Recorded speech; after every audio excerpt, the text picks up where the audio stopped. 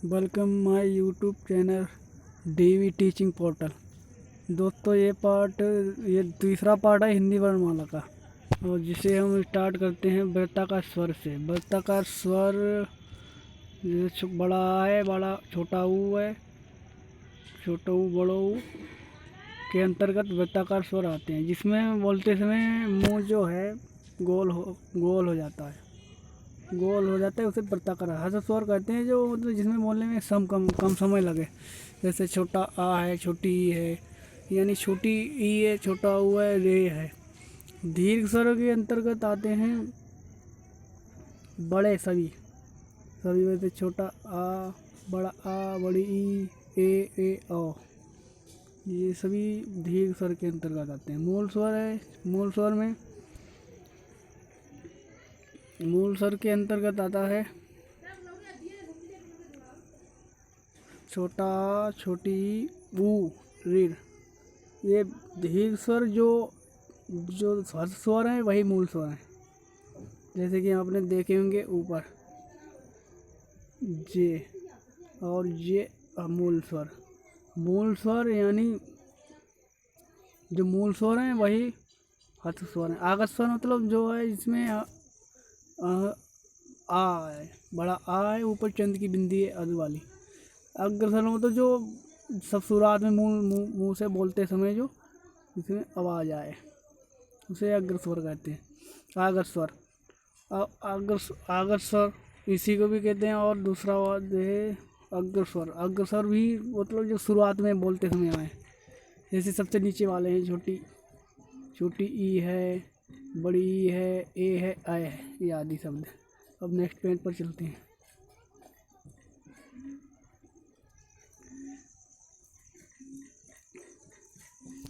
मध्य स्वर मतलब जो बोलते समय बीच में आए, जीवा के बोलते समय जो बीच में पड़े, उसे मध्य स्वर कहते हैं।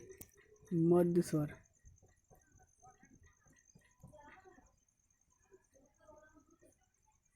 स्वर के अंतर्गत आता है, दिख नहीं पा रहा ये, एक मिनट।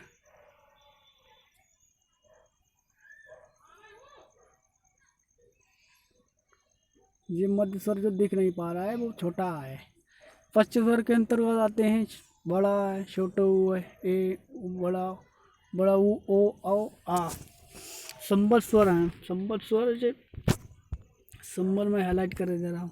संबद्ध स्वर के अंतर्गत बड़ी ई और बड़ा ऊ, ये दीर्घ स्वर भी बोले जाते हैं। अर्ध संबद्ध स्वर मतलब जिसमें काफ़ी ज़्यादा टाइम लगे बोलने में, उसे संबद्ध स्वर कहते हैं। अर्ध संबद्ध स्वर मतलब वही जो कम समय लें, दीर्घ स्वर से आधा टाइम लगे, उसे अर्ध संबद्ध स्वर। संबद्ध मतलब जिसमें बोलने में टाइम ज़्यादा लगे, आवाज़ करने में से ज़्यादा मुंह, जिसमें आ ओ, जो जिसमें ज़्यादा समय मुंह खुला रहे, ज़्यादा समय बात करने में लगे। विभक्त स्वर मतलब जो भी जिसमें ज़्यादा टाइम लगे, पूरे व्यवस्थित क्रम में हो। जैसे कि विभक्त स्वर आ, ए, ओ आदि। आदि विभक्त स्वर ए, ओ, आओ, आओ। अब प्लस स्वर जो यूपी टेट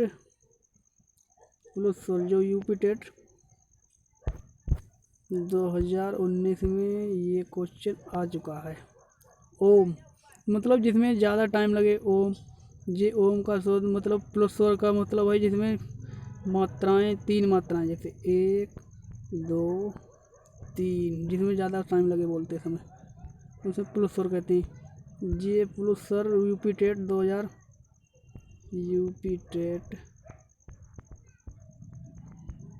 2029 में आ चुका है। नेक्स्ट है वृत्ताकार। ये तो हो चुके हैं, मध्य पुलस स्वर भी हो गया। अब व्यंजन सुरों की सहायता से बोले जाने वाले वर्ण व्यंजन कहलाते हैं। व्यंजन विवरण हैं जिनका उच्चारण स्वयं की सहायता से किया जाता है, उसे व्यंजन कहते हैं। स्वरों की सहायता से होता है, यहाँ पर गलत है ये व्यंजन। मैं स्वर हैं सुरों की। अच्छा, व्यंजन जो हैं उनको सुरों की सहायता से बोला जाती है, पर स्वयं की, ये गलत है। ये जो है मिस्टेक हो गया है, ये गलत है। सुरों हो तो सुरों की सहायता से बोले जाने वाले शब्द व्यंजन कहलाते हैं। प्रत्येक व्यंजन में एक स्वर होता, एक स्वर मिलता है। यदि व्यंजन में से स्वर को हटा दिया जाए तो वह व्यंजन हलंत युक्त होता है। नेक्स्ट पर चलते हैं। जैसे खा, खा में खा प्लस आ, इसमें एक स्वर है, एक व्यंजन है। अब जो खा है, इसमें हलंत का मतलब है इसमें एक छोटा आ की मात्रा है। ये इसे संयुक्त स्वर भी कह सकते हैं, अर्ध स्वर।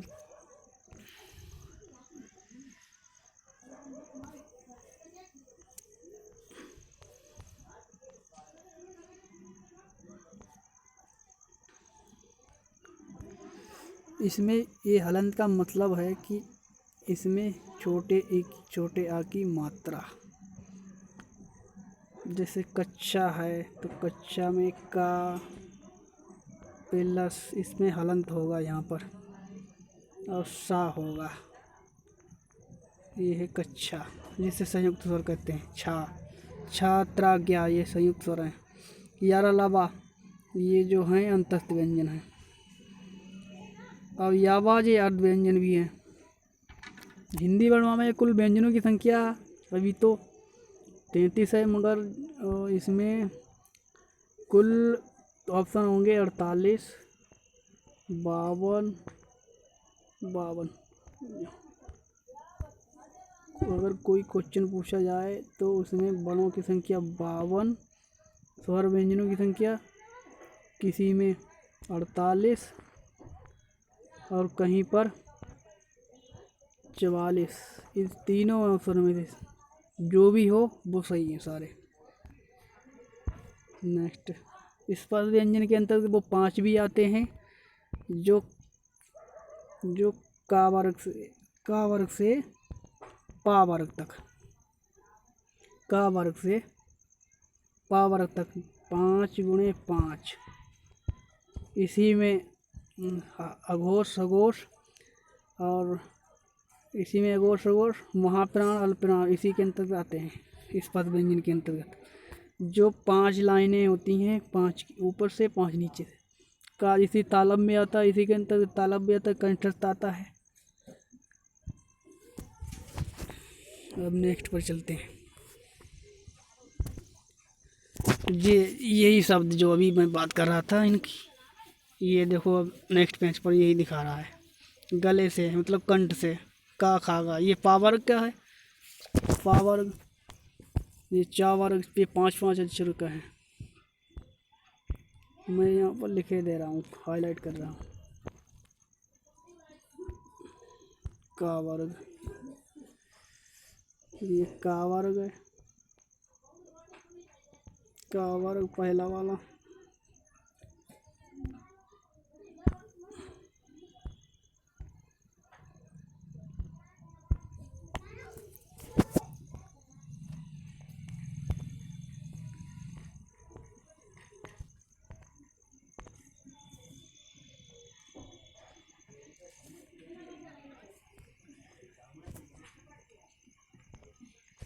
अब सही दिखा रहा, अभी दिखा नहीं रहा था, इसीलिए मैंने ये सब सेटिंग किया। अभी देख लेना, अभी देख।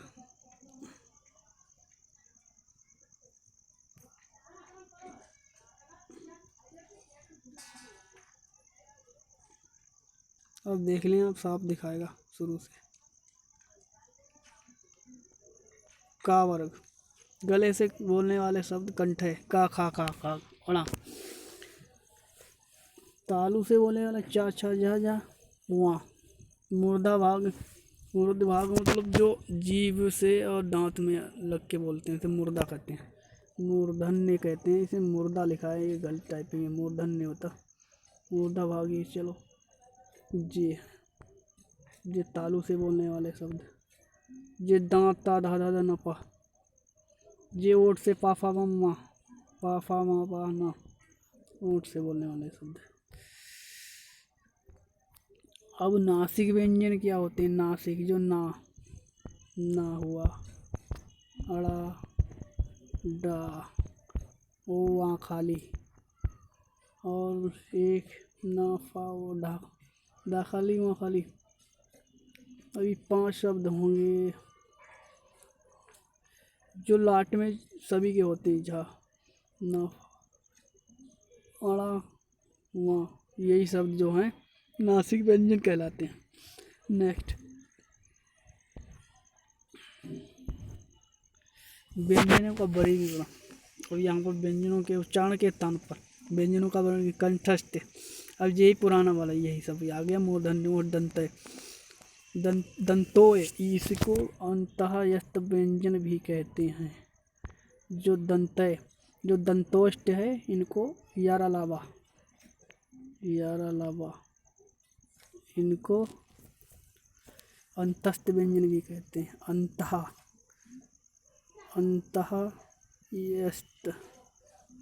अंतःस्थ व्यंजन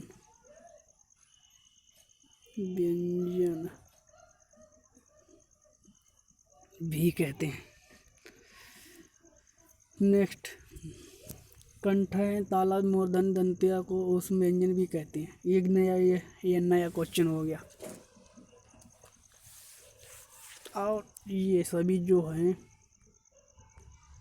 डाड़ा, अणा, नापा, इनको पश्चात समाक्षर भी कहते हैं और इनको नासिक व्यंजन भी कहते हैं। नाड़ापा, नासिक व्यंजन। अभी मैंने पिछले उसमें बताया था, पिछली पीपीटी, नासिक व्यंजन। ये लिख नहीं पा रहा है, आप सुन तो रहे हैं सही से। नासिक व्यंजन भी कहते हैं। यहाँ से यहाँ तक नासिक व्यंजन, अभी पिछले होता था नासिक व्यंजन।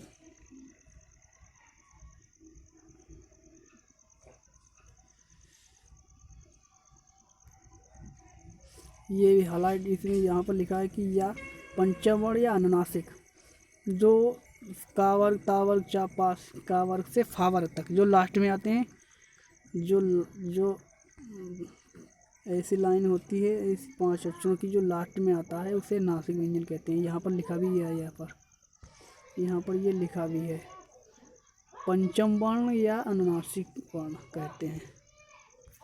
नेक्स्ट, ह्रस्व वर्ण जिन वर्णों के उच्चारण में कम समय लगता है उन्हें ह्रस्व वर्ण कहते हैं। मतलब एक मात्रा हो उसमें, केवल एक मात्रा, ये मात्रा का निशान है, ये एक मात्रा का निशान है। ये है एक मात्रिक होते हैं, जैसे इसमें दिखाया है, जैसे छोटा, छोटी, छोटू, वीर। एक मात्रिक शब्द या ह्रस्व स्वर भी कह सकते हैं। ये क्वेश्चन दोनों तरीके से बता सकता है। दीर्घ स्वर मतलब मैंने पिछले भी बताया कि जिसमें बोलने में ज़्यादा समय लगे, जैसे बड़ा, वो, बड़ी, बड़ाई, ओ, औ, ये सभी सर। उच्चारण में ह्रस्व स्वर से दोगुना समय लगता है, इसे दीर्घ स्वर कहते हैं। ये 3 मात्राओं का, इसे गुरु का निशान भी है, इसे 3 मात्रा, इसे 3 मात्राओं को, जैसे राम, ये 3 मात्रा, राम, ये 3 मात्राओं का जिसमें ज़्यादा समय प्लस स्वर भी कहते हैं, इसे दीर्घ स्वर, दोनों के अंतर्गत आता जाता है। नीचे यहाँ पर एग्जाम्पल भी दिए गए हैं, जैसे ये नीचे। नेक्स्ट पर चलती हूँ। अंतस्थ व्यंजन जो मैं बताया था यारालावा, मगर यहाँ पर जो नीचे दिया गया है, इसे अल्पप्राण भी कहते हैं। अल्पप्राण, ये अभी मैंने ये जो है यारालावा, अंतस्थ व्यंजन या फिर अल्पप्राण, जिन व्यंजनों के उच्चारण का संकेत करते समय भीतर से बाहर की ओर एक शक्ति लगती है, उन्हें अंतस्थ व्यंजन कहते हैं। अतः अंतस्थ व्यंजन को अर्धस्वर भी कहते हैं। यहाँ पर दिखा है अर्धस्वर भी, और ये भी क्वेश्चन, एक डबल क्वेश्चन है, ये भी क्वेश्चन बन सकता है कि अर्धस्वर का होते हैं। यारालावा, वैसे यारालावा है केवल, मगर इसमें दिखा रहा है कि यारालावा, मगर ज़्यादातर कुछ या और रा, या और वा, ये अंतस्थ व्यंजन में आते हैं और ये अर्धस्वर भी हैं। और यहाँ पर ये दिखा नहीं रहा है ये या काम वाह, ये अर्ध स्वर है। ये भी है, ये चारों दिखा रहा है तो चारों इसके मतलब अर्ध स्वर माने जाएंगे। क्वेश्चन में आए तो ये चारों में से कोई भी हो एक लगा दें। एक ध्यान और रखना कीजिए, अल्प प्राण भी होते हैं। अल्प प्राण इसमें कम ताकत लगे मुंह से, उसे अल्प प्राण कहते हैं। महाप्राण जिसमें ज़्यादा ताकत लगती है बोलने में। नेक्स्ट यहाँ पर ये दिखा भी रखा है या वाह अर्ध स्वर, देखो यहाँ पर है हाईलाइट कर रखा है या वाह। अभी दिखा नहीं रहा है साहब पे, अभी ये हटाऊंगा तो भी दिखा।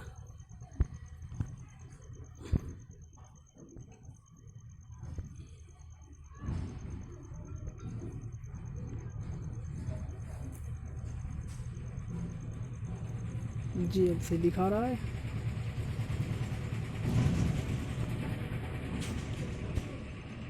दिखा रहा है या वाह अर्ध स्वर।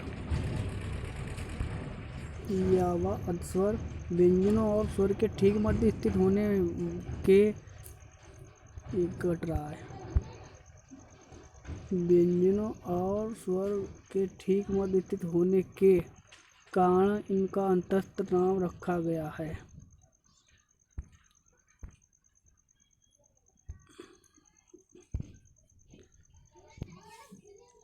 इनका उच्चारण संघर्ष या घर्षण ऊष्म व्यंजन सा सा सा सा, और इसमें सा सा सा दो शब्द और बढ़ गए हैं। हा सा सा सा सा हा और फा जा, ये महाप्राण के अंतर्गत आते हैं और ये जो हैं ऊष्म व्यंजन भी कहलाते हैं। वैसे सा सा सा सा, वैसे सात सभी तीनों सात जितने भी हैं वो होते थे, मगर इसमें जो है हा फा जा ये भी बढ़ गए हैं। सा